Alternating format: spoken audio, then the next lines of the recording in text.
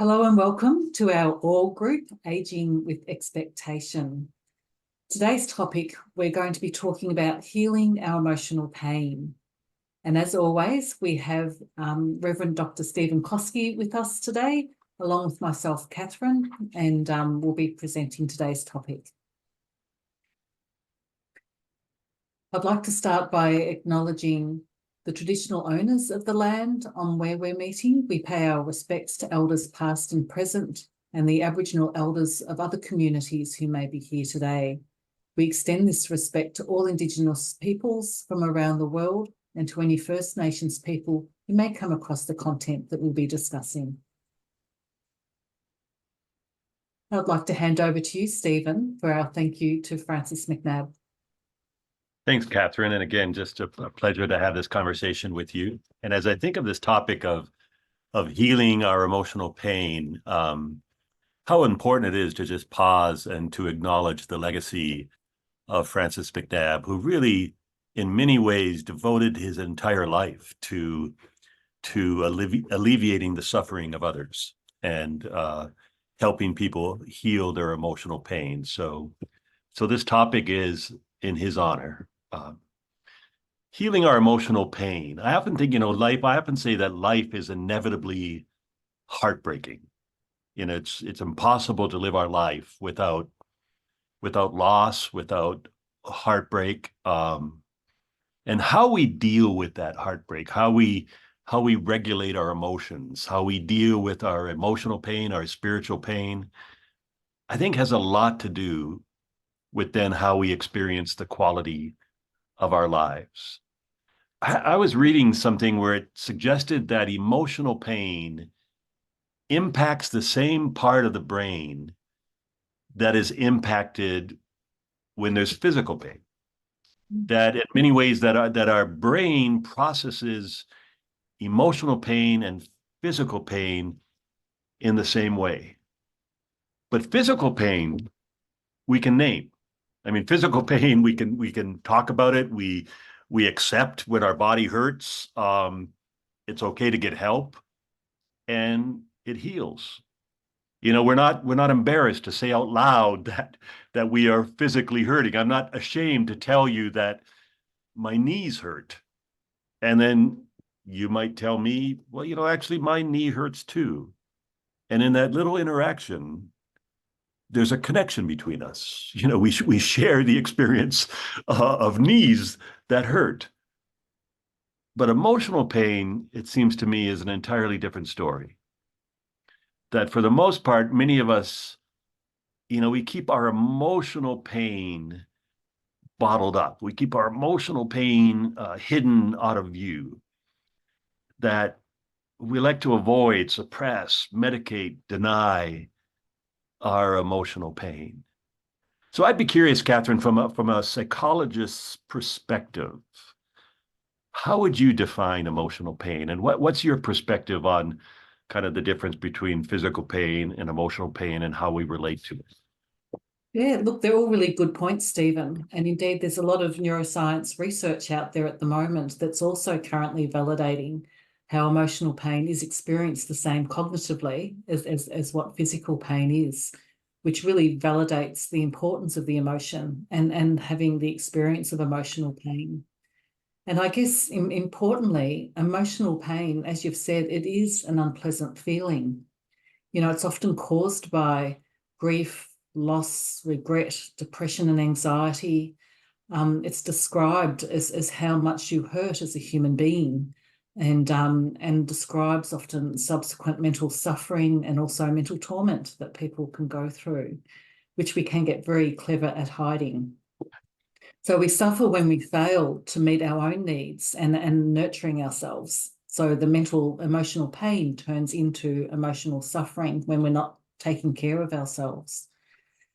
So I think getting through emotional pain can be unlikely too when you're in the really intense stages of emotional pain, and it is possible to find some relief, but whether that relief is a healthy or unhealthy coping mechanism is what's really important. And we all naturally want to avoid those unpleasant feelings. And so sometimes those unhealthy coping mechanisms can creep in. They only provide temporary relief.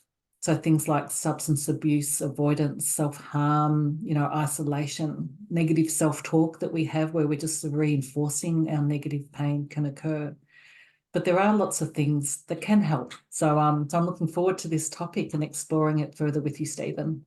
Yeah. And I think before we even get to the what can help, there's the need to acknowledge it's actually okay not to be okay. And I think by not giving ourselves permission to not be okay, by not giving ourselves permission to acknowledge that we are hurting, in many ways prevents the healing that can take place.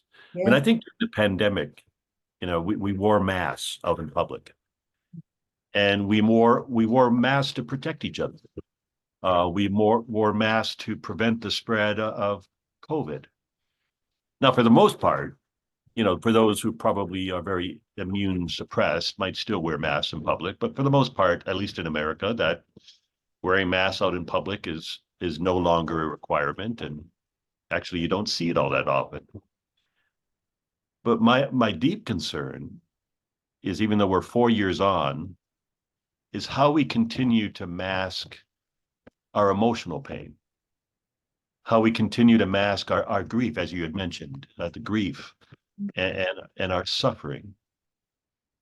And I think that, from my perspective, at least in America, that we were in such a hurry to move on, to get past this, to put this all behind us, that I wonder that in our haste, we actually forgot to grieve. We forgot to acknowledge our hurt. I really wonder whether we actually ever really addressed our collective grief and trauma. And I really wonder if we actually forgot to heal our pain. And as a result of that, I think we're paying the price. I mean, you mentioned some of the ramifications that, at least in America, where now anxiety and depression are not the exception. I mean, they're the norm. I mean, our young people are in the middle of a mental health crisis. In America, there's this loneliness epidemic where that if you are in pain, people are kind of shut off from one another, disconnected from one another. There's no one, people say that I have no one to share my pain with. And in America, as you know, gun violence is an epidemic. I mean, road rage, bullying, hate crimes, and quite frankly, just people simply being mean and unforgiving seems to be on the rise. So I'd like to test this out with you, this idea that emotional pain that is not healed or transformed in some way just continues to get transmitted. That if we don't find ways to heal our emotional wounds, we just go on wounding other people and perhaps even turning it inward and wounding ourselves. There's a writer I really appreciate. His name is Parker Palmer. And he said, violence, whether that may not necessarily be physical violence. It could be verbal violence. It could be violence turned inwards in terms of how we can kind of get ourselves caught in self-destructive behavior. But he says violence to others or to ourselves is what happens when we don't know what to do with our suffering and grief. So what do you think about that? What's your perspective on that whole idea that emotional pain that is not transformed just keeps getting transmitted? I think that's a very real sequence of events that occur because something has to happen with that emotion, and then the way that we avoid it and interpret it, it can come out in very unhealthy ways, whether it's to yourself and self-harm or harm of other people and ways of dealing people who get angry really quickly, for example, often have suffering is sitting underneath that. And I think it's really important where we can to just sort of appreciate and honour, sometimes the pain that we've been through, and as you said, acknowledging and that pain that people have is important to be able to recuperate and perhaps bring some balance back in their lives. Yeah, I really love what you just said about acknowledging, appreciating, and even honoring the emotional pain that we have. Again, it kind of gets back to that it's okay not to be okay. I was at a funeral. It was actually a funeral of a friend of mine who died suddenly and unexpectedly. There was nothing pleasant about this. And there was a lot, I mean, those who loved him, you mentioned the word earlier, hurt. I mean, that's such a simple but profound word, that we were emotionally hurting. And so I'm sitting there, and I mean, I do this for a living, so I usually the one standing up front, but I was actually sitting in the pews listening. And the first words out of the minister's mouth, "There should be no tears today, because your loved one is in a better place." I wanted to jump up. I just wanted to just jump out of my pew and shout, "No, no, no, no, no, no, no, please, please cry, weep, scream, laugh. It all belongs." That somehow in that kind of Pollyanna statement that, oh, it's all okay now, it almost invited people to suppress what they were feeling, to deny what they're feeling. I mean, from my perspective, again, I'm not assuming anybody shares my faith. I want to be clear about that. But from my perspective, where it says in the shortest sentence in the Bible is Jesus wept. And I loved it. And he wept. The story is his really, really good friend died. And he wept. In some ways, how I hear that, reminding us that it's okay to cry. It's important to cry. It's important, as you shared earlier, to honor, appreciate, acknowledge how we're feeling. A friend of mine who has cancer shared with me that one of the most difficult aspects of living with her cancer is actually her family and friends doing their best. I mean, it's coming from a good place, but they're doing their best to be helpful and encouraging to her, kind of just, encouraging her to stay positive. Stay positive, have faith, be strong. And she shared with me her immense guilt of not being able to do that all the time. And she said to me, "I long for a space where I can just be emotionally honest. I long for a safe space," she said, "where I can feel all that I am feeling and not feel like I have to apologize for it or feel like I have to protect other people from those feelings." What are your thoughts on that?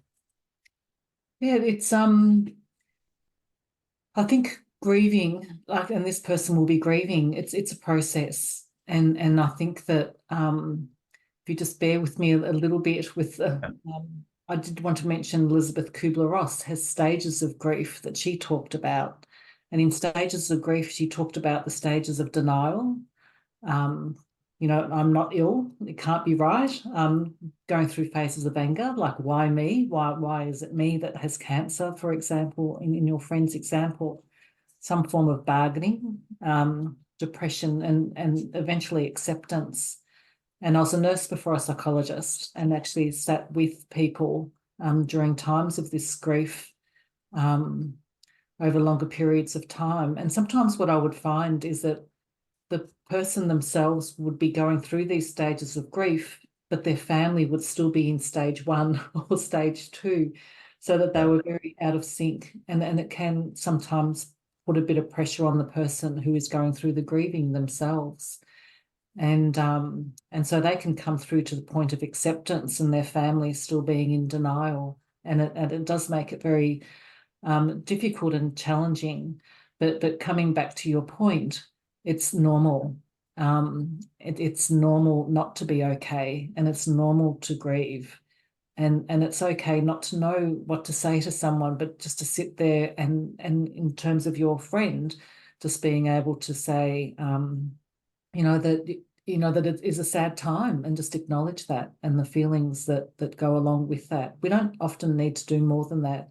No one has a magic wand, and so just acknowledging what's happening, and it's not great, and it's very sad.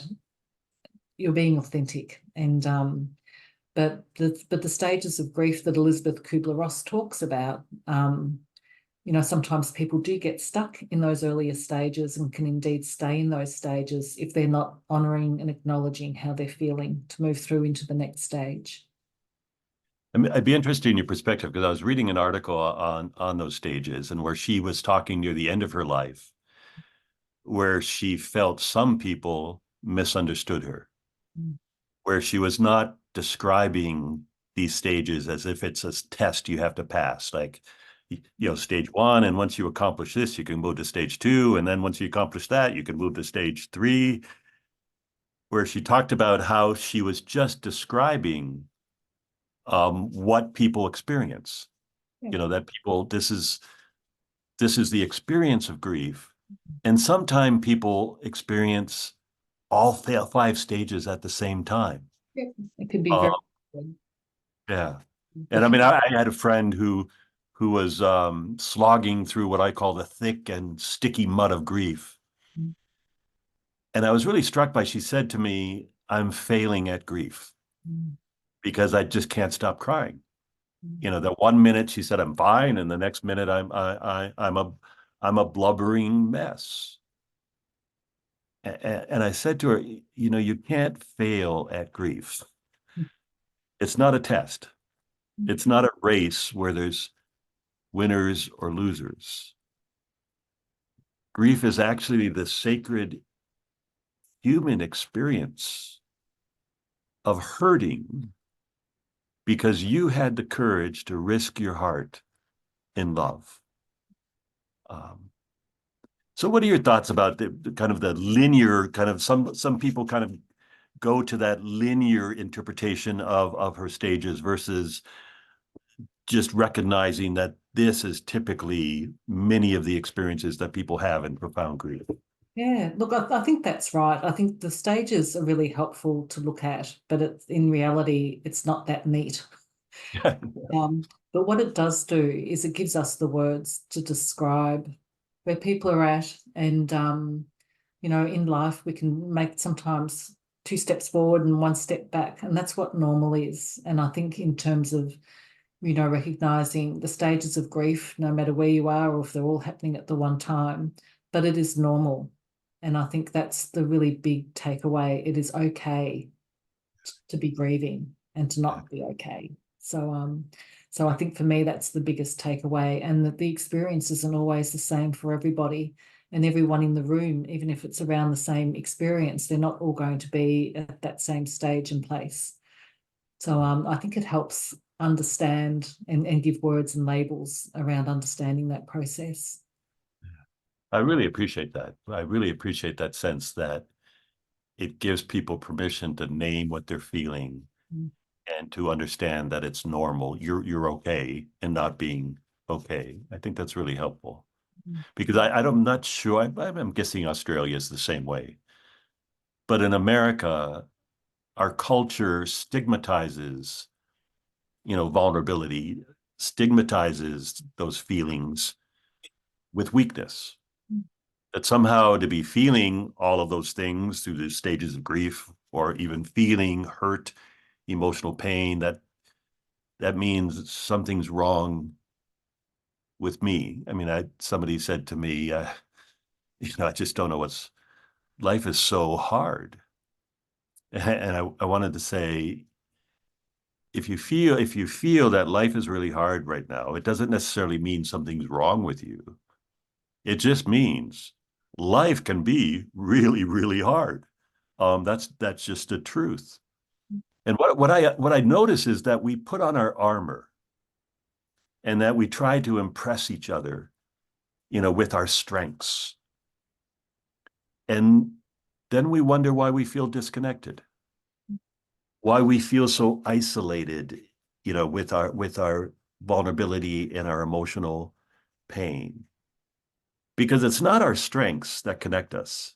In fact, in many ways, when we try to project our strength, that disconnects us. That what really connects us is our vulnerability. Like earlier, I said, my knee hurts. And if you said, oh my gosh, my knee hurts too, we connect. Now, imagine if we had permission to say, I'm really sad. And you were able to say, yeah, I'm sad too. I mean, I think those two words, me too, is the shortest distance between people. I mean, what we all share, I think, is we all experience loss. Loss is inevitable. Heartbreak is inevitable. What are your thoughts on that? Yeah, absolutely. I think we can all relate to feeling grief, and sometimes people grieve over what could have been or might have been. It's not always what someone experiences as being taken away. But even a little bit about what you're saying earlier in the disconnect in that moment of trying to be strong and strength seen as not being vulnerable. And I can't help but reflect on, and taking on that theme of grief too, that in some of different cultures, like in Ireland, and I think you've mentioned before the Middle East, Stephen, where people wail at funerals, and it's quite okay to express grief and how healthy that is. And that expressing of grief in that way is connection between people at a time when people can feel very isolated in a situation where people aren't allowed to grieve, or they don't feel like they're allowed to grieve. So I think they're all important points to be thinking about. Maybe culturally, when we don't quite have that right yet. So I think we've got things to learn from each other. Yeah. I had the most extraordinary experience where someone came to my church in the midweek, in the middle of the week, and asked if they could go into the sanctuary. And this person was clearly, visibly distraught, and said, "Can I go in the sanctuary and pray?" And I mean, it's like, well, of course you can. And I said, can I support you in some way? And this person said, no, I just want to go in there and pray. And I said, well, do you mind if I just kind of stay outside, just outside here? I'll give you your privacy, but I'm here if you need someone. And so she went in the sanctuary, and within a few moments, her screams were blood curdling, loud, wailing screams were coming from the sanctuary. I was really like, should I go in? Is she okay? It's like I resisted, because she kind of said, this is what I tried. I did my best to just respect her privacy, but it was just truly gut-wrenching, blood-curdling screams. And then after probably, I don't know, 6-7 minutes, she came out and said, "Thank you." and I said, would you like me to pray with you? And she said, "Oh no, I just prayed." And I couldn't help but think to myself, of all of the many different ways that we use that sanctuary, that was probably one of the most beautiful ways in which that sanctuary could be used. That it was a safe container for this person to express the depth of her pain. I just thought that was so beautiful. And then I wondered to myself, how many of us have whatever that safe container looks like? Maybe that safe container can be found in another human being. that loves and cares about us. Maybe that safe container could be nature, or a pet. I know my dogs are my safe container. But how important it is to have that safe container where we're able to express the emotional pain that we are experiencing. So I'm thinking, as I said earlier, that we're no longer wearing physical masks, but I'm really concerned how we continue to mask our emotional pain. And I think it's not only the unresolved grief of the pandemic. I mean, it's what we've talked about, the loss of a loved one, cancer, retirement. I mean, our group aging with expectation. I mean, I think it's the losses that come through aging, divorce, mental illness, children in crisis, aging parents, aging ourselves, war, a climate in crisis. So it seems to me this, if the culture attaches shame to acknowledging we're hurting, if a culture attaches shame to asking for help, like if my knee hurt, I can go get help. But if I'm emotionally hurting, somehow it's shameful to acknowledge that I need help. So is it any wonder then that the amount of angry emails we send to one another has increased, and that our patience with each other has diminished, and that the need for anxiety and depression medication has skyrocketed again, back to that idea that pain that's not transformed just keeps getting transmitted. Yeah. Any thoughts on that? Yeah, I think you're quite right. I think school bullying is very high at the moment and has increased, road rage, all these different things. I kind of see it through a lens of people, not dealing with their emotions and coming out in really sort of unhealthy ways, which become behavioural patterns for people. And we really need to, where we can, try and mitigate or stop this cycle from happening. And self-care and some of the other things that and nurturing oneself is really important, and being able to express people's emotions, reminding ourselves that it's normal. And but if by not doing so, people are holding a lot of pain inside, and it needs to be expressed somewhere. Even overeating, not sleeping, lots of different ways. Yeah, I think that's a wonderful kind of segue, because I think first it's okay to not be okay. And I think second, what you just said, it needs to be expressed somehow. I sometimes even wonder that emotional pain doesn't always need to be understood, because there are some things that can't be understood. There are some things that just don't make sense. There are some things where the question why will never be answered, but it needs to be expressed.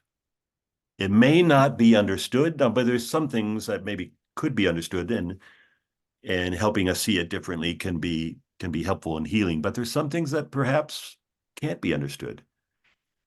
But what emotional pain does need is to be expressed in ways that are safe and healthy. I often think of a clenched fist.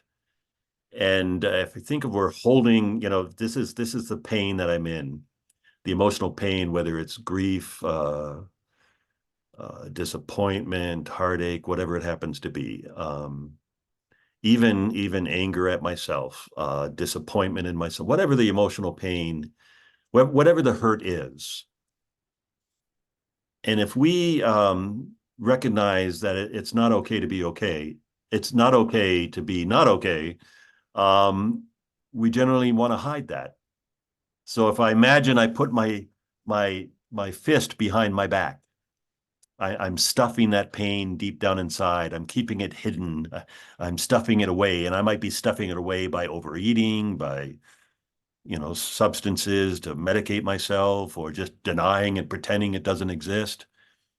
And then if I hold my fist, if I'm holding my fist tightly, and if I hold it behind my back long enough, gosh, all of a sudden my shoulders are hurting. All of a sudden my neck hurts, and I have a headache.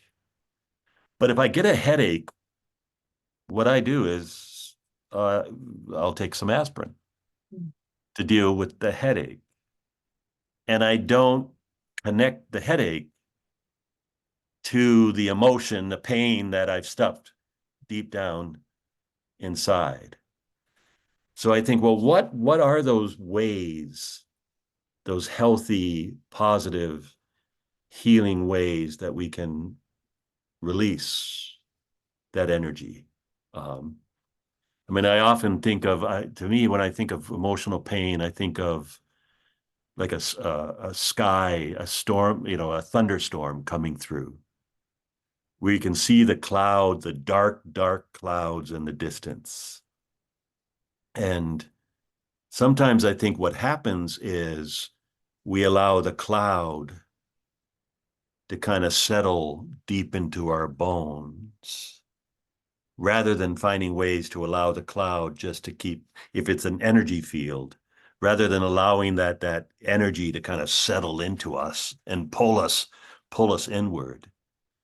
What are those ways that will allow us to express it and allow the energy to keep moving? Does that make sense? Does that analogy make sense? Yeah, it does. It does. And I think it stimulates the thinking around what is going to help me at this point, and what will, if I don't want to feel like this and I want to stop avoiding feeling like this or any of the unhealthy behaviors around it, what is going to help me take that next step and stop avoiding and express emotions, and how can I do that? And I think that and I gather from what does help, from an individual level, like going for a walk somewhere amongst nature, what works for people is very individual. It may be connecting with friends, going to support groups. So all these sorts of things can sort of be really helpful, practicing mindfulness, talking to your GP, seeking assistance, and being able to sort of safely release some of that emotional pain. And you could even plan for it. So. And I do think, you mentioned talking. I do think talking about it can be really helpful. Finding somebody who has the capacity to listen without trying to fix you, but can be that safe space where you can just express what you're feeling. I often say, so often when somebody expresses that they're sitting in darkness, because we're uncomfortable with their pain, what we want to do is we want to pull them into the light where we're more comfortable, rather than crawl into the darkness and sit beside them and just allow them to be able to just express to us how they are feeling. Because go ahead. Yeah, I think sometimes it's okay to ask people for what you need. And I know before I've sort of said to friends, what I need is for you, can you just let me talk? And I just want to express how I'm feeling. I don't want you to judge me. I don't need any answers, but I just need to get this off my chest. And, it's okay to ask people for what you need from them. I love that. And I think the flip side is, I think it's really powerful when you can say to people, what do you need? Mm. When you can say to people, rather than assume you know what they need, rather than trying to just jump in and fix and solve and save. Yes. I think a powerful question is, what would support look like for you right now? Mm. And if it's an intimate relationship, how can I best love you right now? What would that look like? What would feel loving for you? Mm. Particularly if it's somebody we care about. It's horrific to see someone we care about in pain. So we want to jump in and make it better. And sometimes in doing that, we actually shut them down and make it worse, because maybe our solution to that pain is not their solution to that pain. So yeah, I think what do you being able to communicate what you need is really helpful, just as I think it's really helpful to say, oh gosh, what do you need and how can I best help you? Yeah. And often people do know what they need and can say Yeah. what it is that they need. And it just takes any pressure off the asker to come up with solutions. Yeah. Often people know what they need. And if they're not sure, it's okay for them not to be sure. But just sitting with someone is enough. I think another aspect of expression and healing, the pain that is not transformed. I think something else that can transform that pain is perspective, of recognizing that the world is not as it is. The world is as we are. And that sometimes it's helpful to realize that, as Rilke, the poet Rilke said, no feeling is final. But when we're in the midst of that emotional pain, we think it's forever. We think it's permanent. We think it's never going to change. And sometimes if I like to think of it as, it's a sentence in the story. And if it's large enough, it could even be a chapter in the story. But it's not the whole story or the end of the story. Similar to if you would walk into the middle of an operation, you would think, because if somebody was being operated on physically, in the middle of it, it looks like a complete absolute mess, and that person actually, that surgeon is causing more harm than good. But it's just in the middle of the healing process. And if you can kind of realize that it just might feel and seem and look messy right now, but it's actually just part of the process of healing. So perspective, I think, is really, really important. Do you agree? Yeah, I think so. The way that you think about how you're going through the emotions and as long as we can express our emotions, we're unlikely to be stuck and feel this intense pain ongoing forever. And so I know there's been quite a few times when I've said to people, you're not always going to feel like this. Today and the next day and the day after that, you might. But at some stage, the pain will slowly get smaller and smaller and smaller. But you just also need to work at it if it's not doing that, with sometimes a step back, 2 steps forward, 1 step back, because it's how the process works. But certainly perspective is really important. And then I just do help people gain that perspective at a really difficult time, hopefully, by sort of reminding them that they're not always going to feel this level of intensity of their pain. I like what you said earlier about appreciating and honoring your feelings, appreciating and honoring your pain. And to me, how I understand it in some ways is the difference between observing your pain versus becoming your pain. And if you can honor your pain, I mean, be curious about your pain. Honor your feelings, learn about your feelings, express your feelings, but don't be the servant of your feelings. I mean, what would happen if you let your feelings serve you? I mean, our pain, our emotions are real, very real, very real to us, but they're not necessarily facts. I mean, feeling hopeless does not necessarily mean you're without hope or that there is no hope. You just feel hopeless. It doesn't mean there's no hope. Feeling broken doesn't necessarily mean that all of life is broken.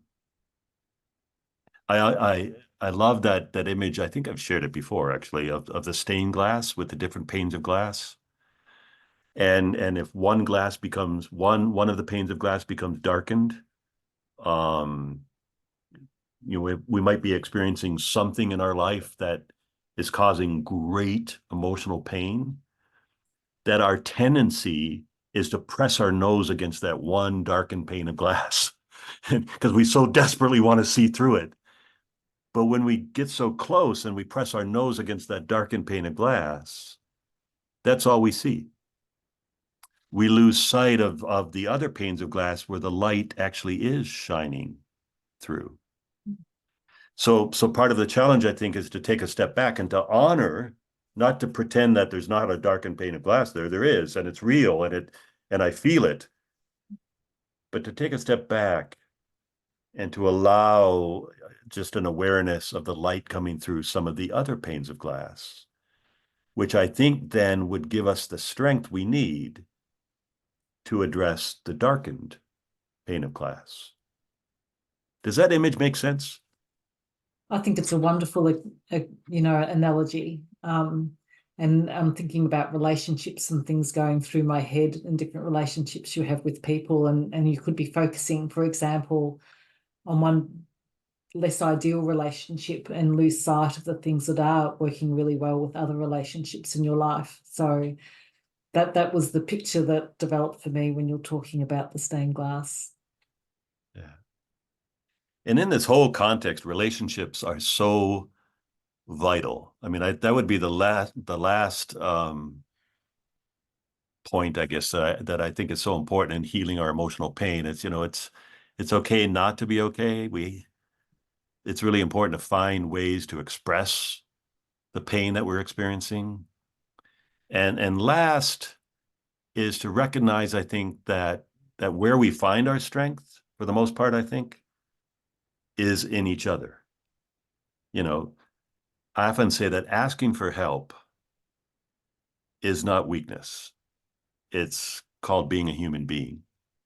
And asking for help just simply means you desire to be strong.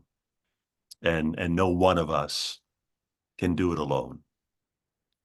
There's a great, great story that I really, really love about in ancient times when people would go on a pilgrimage. They would go on this pilgrimage to the ancient city, and they would climb these steps, and they would go through this archway, and they would turn to the right and do like a prayerful walk around the courtyard, almost like a labyrinth. And then they would exit near where they entered. Unless you were brokenhearted, that somehow life has shattered you in some way, you too would still make the pilgrimage. You too would still climb the steps. But you would not turn to the right. You would turn to the left. And the story says that, so those traveling to the left would inevitably encounter those coming from the right. And the ancient story says the requirement of those who turn to the right would be to stop. Acknowledge those who are traveling from the left. Acknowledge those who are hurting and suffering. And stop and say, what happened to you? And the person coming from the left might say, someone I love died. My child is sick. I'm going through a divorce. Whatever it happens to be. And then the person from the right would be required to listen, to kind of hold space for the pain of that person, and find some way to offer a blessing. And they both would then continue their journey. And as I think about that story, and to me, what amazing wisdom in this ritual. Because if you've spent your whole life thinking about this pilgrimage, this trip I'm going to take to this holy place and this holy site, and the last thing you want to do is encounter somebody who's hurting and have to go, are you okay? But yet what the story suggests, if you went on the pilgrimage hoping for wholeness, hoping somehow that this pilgrimage would help your life to become more whole. What the story suggests is your healing, somehow your own healing, is somehow found in supporting the healing of others. And similarly, if you're brokenhearted, if you're shattered, I mean, the last person someone would want to do is go to the left in such a public and visible way, to be so publicly and visibly vulnerable. But yet the ritual suggests that your healing involves acknowledging your pain and allowing someone else to help you. And what I love about that story is that sense that our healing, we are the healers. When it comes to our emotional pain, we are the healers of one another. There's a writer by the name of Anne Lamott who said, life is one big emergency room. We're all in it together. You're either the one in need of care, or you're the one doing the caring. And inevitably, the roles reverse. And I think that's such a beautiful image. So what are your thoughts on this idea that we are each other's healers? Yeah, I think that's a really relevant concept, and I think that we see a lot more emerging peer support programs and group support programs, because it is about people who are also suffering, joining with other people who are going through moments of suffering and things too. And even things like Alcoholics Anonymous and things that also function well, and on that premise that people can support each other, and that their support of others helps their own healing and things as well. So it's certainly harder to do when you're in that very intense moment of pain, but certainly in terms of the process and healing thereafter, the intensity, it's very true. So I absolutely agree with what you're saying. And I think in some ways, to summarize, I think the hope at the end of all of this is Hemingway, who said, we are stronger in the broken places. And I think none of us can escape the brokenness of life. It's kind of part of the package. Heartbreak is inevitable and part of the package. I love what Parker Palmer, again, I quoted him earlier. He said, life is heartbreaking. And if you're rigid and you keep your heart kind of rigid and brittle and defended with a whole lot of armor, your heart will break apart into 1,000 sharp shards that will wound you and those around you. And the challenge is to keep your heart supple. Because if your heart is supple, then your heart will break open. And if your heart breaks open, there's room for your own suffering. There's room to hold the suffering of others. And you have a greater capacity to love. And I just think that's a beautiful image as well. Yeah. Lovely. Will we end our conversation there, do you think, Stephen? I think it's a good note to finish on. I think so. As always, just such a pleasure just to share a conversation with you. Yeah, thank you. And likewise, thank you for leading this conversation.